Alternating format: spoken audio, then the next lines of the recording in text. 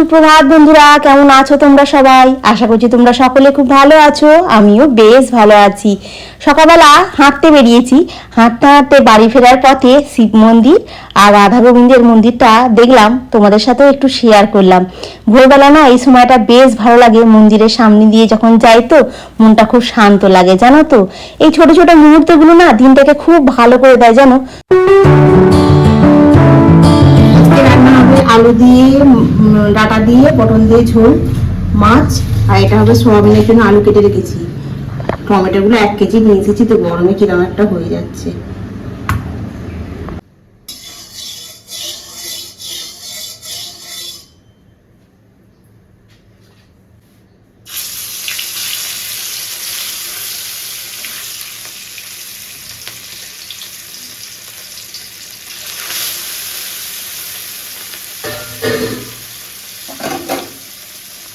বাইরের আকাশটা দেখো কি অবস্থা, পুরো কালো হয়ে গেছে। আর একটু পরেই বৃষ্টিটা নামবে। আজকে আমার গাছে একটা আর এই একটা দুখানা ফুল ফুটেছে। এই গাছেতে এখন কুড়ি আসছে। সকালবেলা যখন হাঁটতে গেছিলাম তখন এরকম আকাশটা করেনি, তখন আকাশটা পরিষ্কার ছিল একদম। কিন্তু দেখো এখন দেখছি আকাশটা পুরো কালো করে গেছে, আর একটু পরে মনে বৃষ্টি আসবে। তো চলো, বেগুন গাছ আমার অনেকগুলো কুড়িয়ে এসেছে, আর 2 দিন পরে বেগুন গাছে ফুল ফুটবে। মাছটা ভাজতে বসিয়ে দিয়ে এসেছি, এর ঝোলটা করবো। এখন সোয়াবিনটা হবে, গরম জল করতে দিয়েছিলাম কেটলিতে। এই দেখো হয়ে গেছে। সোয়াবিনের তরকারি আর রুটি নিয়ে যাবে চলুন। গরম জলে একটু ভিজিয়ে দিই আলুটা আর টমেটোটা, তো কেটে রেখেছি, একটু আদা রসুন বাটি কেটে আর সোয়াবিনের তরকারি করি। আর এ করবো কি বলে যেন, আটা মাখতে হবে রুটির জন্য, ঠিক আছে? অনেকগুলো কাজ আছে।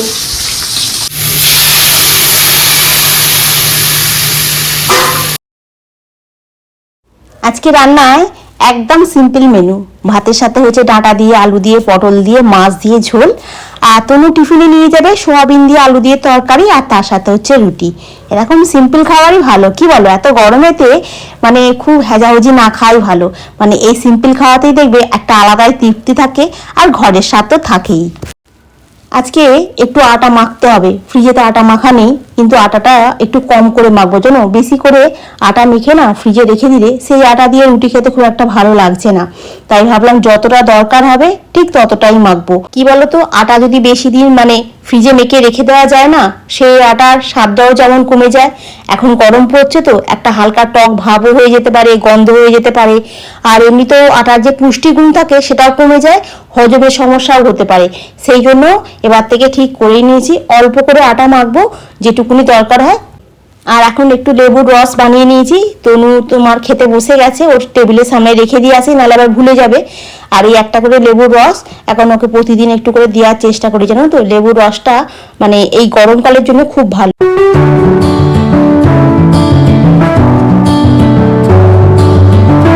তনু অফিস চলে গেছে, আর আমি এখন নিজের কাজগুলোকে শুরু করলাম।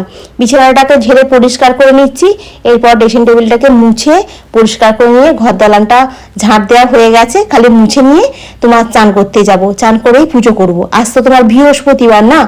আর রান্নাঘরটা পরিষ্কার করে নিয়েছি, মানে রান্নাঘরটা মোছামুছি, বাসন মাজা, গ্যাস পরিষ্কার সমস্ত কিছু করে নিয়েছি।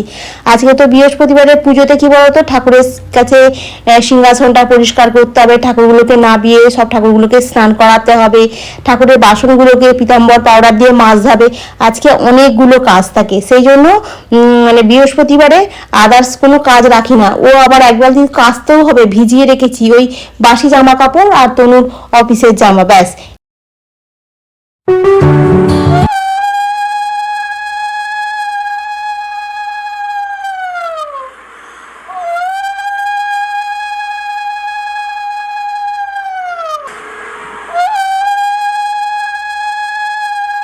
ভাত খাওয়া হয়নি, আমি পুজো টুজো করে ঠাকুরের এই প্রসাদটা একটুখানি খেয়ে আর ঘুমিয়ে পড়েছি। আর এই এখনো 2:30 বেজে গেছে, এখন ঘুমটা ভাঙতে দিচ্ছি। আমি তো ভাত খাইনি বলে এখন এই ভাত খেতে এসেছি। কি অবস্থা। চলো, আজকে মাছের ঝোল আর ভাত হয়েছে। মাছের ঝোল চাপা দেওয়া আছে, আর লেবু কেটে রেখেছি এখানে। আর এই ভাতটা বেড়ে ভাতটা খাই, খেয়ে দে কি আর বলবো। পুজোটা করে না ঘুমিয়ে পড়েছিলাম, কেন বলো তো, অনেকটা সকালবেলা ঘুম থেকে উঠি তো হাঁটতে যাই বলে, আর স্নান টান করলে দেখবে শরীরটা এমনি একটু ঠান্ডা হয়ে যায় দেখবে। আর ফোনটা ঘাঁটতে ঘাঁটতে কখন যে চোখটা লেগে গেছে না বুঝতে পারিনি। আর এই এখন ভাতটা খাওয়া হলো, দিয়ে এখন টেবিলটা পরিষ্কার করছি, করে এখন রান্নাঘরে তোমার বাসনগুলো পড়েছে ওগুলো তো মাজতে হবে। আর তখন সকালে যে রান্নার বাসনগুলো ওগুলো মাজা ছিল ওগুলোকে এখন গোছাতে হবে, এই কাজগুলো তো এখন আছে। কি বলতো, এখন আর ঘুমটা আসবে না। একদিকে ভালো হয়েছে জানো, ভাত টাত খেয়ে বরঞ্চ ঘুমালে না শরীরটা একটু ভারী হয়ে যায় জানো। তাই আগে যখন ঘুমটা হয়ে গেছে শরীরে আর ক্লান্তি ভাবটা আর থাকবে না। এই টুকিটাকি করে যে কাজগুলো আছে এই কাজগুলো বরঞ্চ এখন গুছিয়ে নিতে পারবো। শতাব্দী, সুস্মিতা চক্রবর্তী, জয়শ্রী, দীপ, প্রতিমা বাগ, তোমাদের সকলকে শুভ নববর্ষের অনেক অনেক শুভেচ্ছা, এবং আমার সমস্ত ইউটিউব বন্ধুদের শুভ নববর্ষের অনেক শুভেচ্ছা ভালোবাসা রইল। এই বছরটা যেন তোমাদের সকলের খুব খুব ভালো কাটুক, তোমাদের যা কিছু মনের ইচ্ছা সব যেন ফুলফিল হয়। আজকে সকালের দিকে একটু বৃষ্টি হয়েছে তো, তাই জন্য না আজকের বেশ ওয়েদারটা বেশ ভালো জানো তো, খুব একটা গরম নেই, আবার খুব একটা ঠান্ডাও বলা চলবে না, কিন্তু মোটামুটি ঠিকঠাক। আর এই বাসন টাসনগুলো মাজা হয়ে গেল, আর এই জানলাগুলো দিয়ে দিই। তো চলো এখন একটু ব্যালকনির দিকে যাওয়া যাক। আকাশটা আবার কালো হয়ে গেল, সেই সকালবেলা কালো হয়েছিল, আবার এখন পুরো একদম কালো হয়ে গেছে। আর একটু পরে হয়তো বৃষ্টিটা নামবে।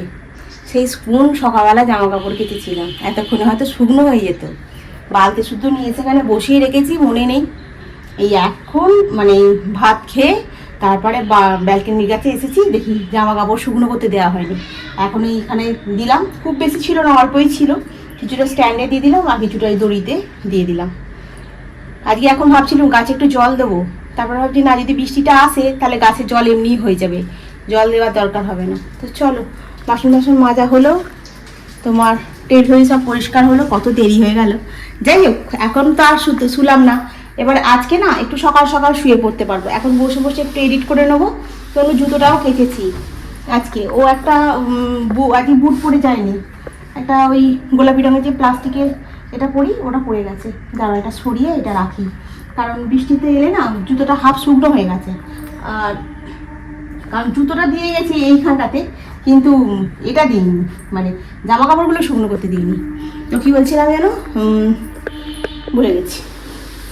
তো যাই হোক, চলো এখন আমি একটু বসে একটু এডিট করি, করে তারপর করব কি বলে, রাতে রান্না বলতে সয়াবিনের তরকারি আছে, এতটা বাঁধাকপির তরকারি আছে, হ্যাঁ, আর রুটিটা করলে হয়ে যাবে।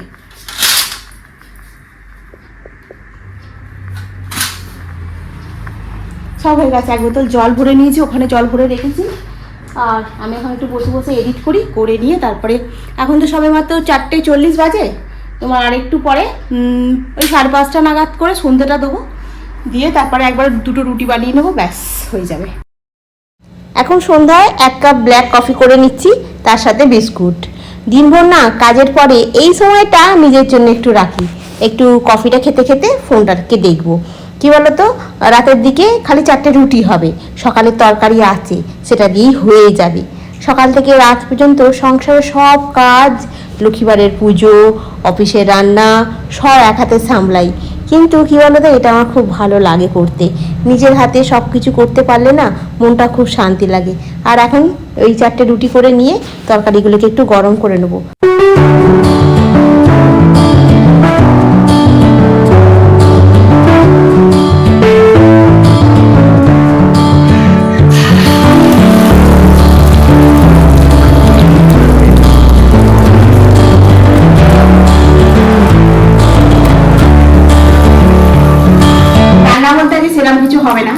সয়াবিনের তরকারি আছে, বাঁধাকপি তরকারিটা ছিল ওটা গরম করেছি, একটুখানি সামান্য ঘুগনি ছিল সেটাকেও গরম করেছি, আর সকালবেলা তো সয়াবিনের তরকারিটাও রেডি করে নিয়েছি, রুটি হয়ে গেছে, আর এখানে তোমার জন্য একটা ডিম ভাজছি। ব্যাস এই হচ্ছে আমাদের আজকে রান্না, ঠিক আছে।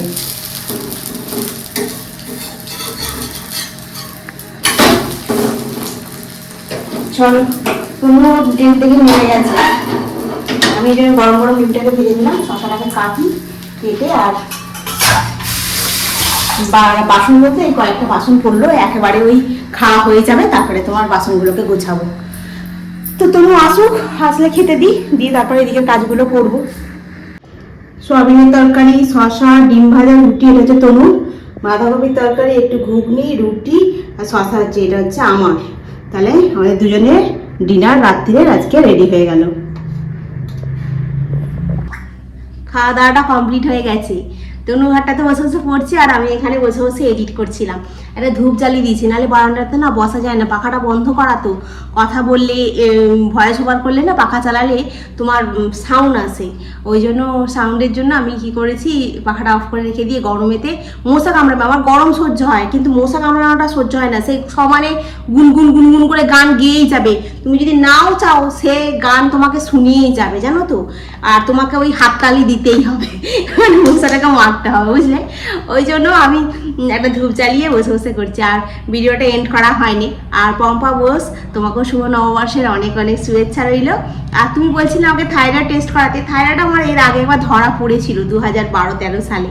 তখন কি হতো বলো তো, আমার এই যে হাত ফাতগুলো রয়েছে না, তখন আমি একটু মোটা হয়ে গেছিলাম, যেমন এখন একটু হয়ে গেছি। মোটা হলে থাইরয়েডটা আসে।